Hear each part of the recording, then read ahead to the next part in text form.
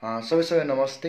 म face reader Arjun Chhetri र आज पनि फेसबुक लाइभमा म साँझै तपाईँलाई केही जानकारी दिनको लागि आएको छु। र मैले भर्खर केही समय अगाडि एउटा आफ्नो कार्यक्रम सत्मार्ग लिएर आउँदै थिएँ, तर पनि थोरै नेटवर्कको समस्याको कारणले गर्दाखेरि मैले त्यो कार्यक्रमलाई चाहिँ आज अलिकति लिएर आउन नसक्ने अवस्थामा आएको छु। यसको लागि सो सरी भन्न चाहन्छु सबै साथीहरूलाई। र कार्यक्रम पक्कै पनि भोलि आउँछ साथीहरू। भोलिलाई मैले चाँडै लिएर आउँछु, किनकि मेरो भोलि बिदा पनि छ। लगभग मैले भोलि कार्यक्रम सत्मार्गलाई बेलुकी 6 बजीदेखि लिएर आउँदैछु। भोलि बेलुकी 6 बजीदेखि लिएर बेलुकी 8 बजीसम्म मेरो कार्यक्रम सत्मार्ग आउनेछ। र त्यो कुरा हजुरले चाहिँ हेरेर अगाडि बढिदिनु होला, यही पनि भन्न चाहन्छु। र आज मलाई साह्रै नै दुःख लागेको छ जुन घटना आज ताप्लेजुङमा भयो। त्यो कुराले म साँच्चै नै दुखित पनि छु। र रविन्द्र अधिकारी सहित उहाँको जुन दुर्घटनामा पर्ने सबै जो महानुभावहरू हुनुहुन्थ्यो, उहाँहरूको चिर आत्माले शान्ति मिलोस् र हार्दिक श्रद्धाञ्जली भन्न चाहन्छु होइन।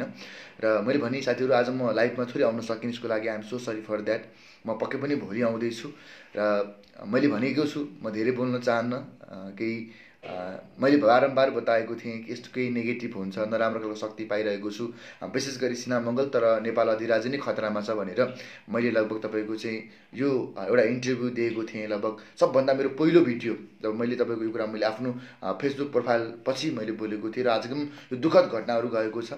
र मैले फेसबुक लाइभमा के भनेको थिएँ भन्दाखेरि, एउटा एस्ट्रोलोजीले होस् या फेस रिडिङले भोलि हुने घटनालाई आजै भन्न सक्यो भने त्यो जतिको राम्रो र त्यो जतिको सकारात्मकहरू केही पनि हुन्न भन्ने मेरो एउटा सोचाइ पनि थियो, जुन कुरालाई मैले बारम्बार मिडियासम्म आएर पोकेँ। तर धेरै साथीले नेगेटिभ रूपमा लिइदिनु भयो, मलाई नराम्रो भन्नुभयो, मलाई बदनाम गर्ने प्रयास गर्नुभयो, मलाई दुस्साहस भन्नुभयो, मलाई कतिले ठग भन्नुभयो, फटा भन्नुभयो, नराम्रो खालको गालीहरू गर्नुभयो।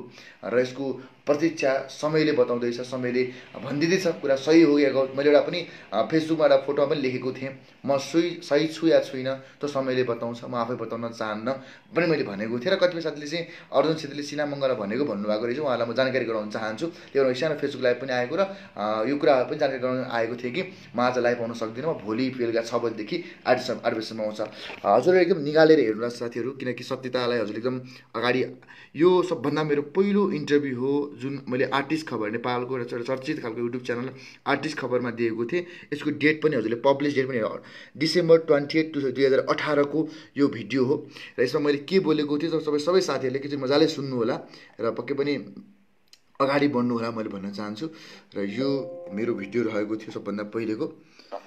यति भएपछि मलाई पनि अलिक सजिलो हुन्छ, किनकि धेरै दर्शक, किनकि तपाईँसँग कुराकानी गर्दा गर्दा धेरैका जीवनमा कति अप्ठ्यारा भएका हुन सक्छन्। मलाई के होला, मेरो के होला, यो कुराहरू हुनसक्छ। हुन्छ, समय दिनुभयो, थ्याङ्क यू सो मच तपाईँलाई। फेरि पनि यसै गरी दर्शकले चाहेमा अथवा अन्य कुराहरू भयो भने अन्य देशको समस्याको विषयमा पनि फेरि आउँला। योभन्दा अगाडि तपाईँ अहिले पनि भनेको थिएँ राजतन्त्र आउँछ भन्नुभएको थियो, अर्को वर्षमा केही दुर्घटना हुनसक्छ भन्नुभएको थियो, अरू कुराहरू केही छन् होला।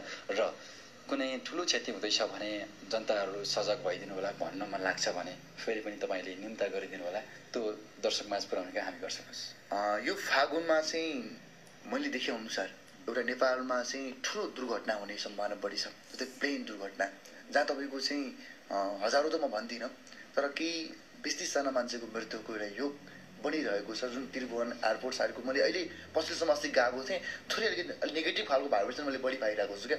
र यो भित्र केही बम ब्लास्टिङ या तपाईँको चाहिँ सबैले हेरिसक्नु भएको छ। नेपालमा फागुन महिनामा दुर्घटनाको बढी सम्भावना छ, र विशेष गरी चाहिँ सिना मङ्गलमा पनि रहेको छ। झन् सिना मङ्गलमा पनि रहनु होला, सतर्क रहनु होला। र प्लस नेपालमा विमानमा यात्रा गर्ने साथीहरू, सबै साथीहरू होसियार रहनु होला भनेको थिएँ। जुन कुरा समयले रिजल्ट दिइसकेको छ, म सही या गलत भन्न चाहन्न। र तपाईँहरूको सबैलाई म यही बताउन चाहन्छु, कार्यक्रम सत्मार्गले तपाईँको जीवनमा उन्नति प्रगति ल्याओस्, तपाईँको जीवनमा पक्कै नै सकारात्मक खालको ऊर्जाहरू लिएर आएको छ।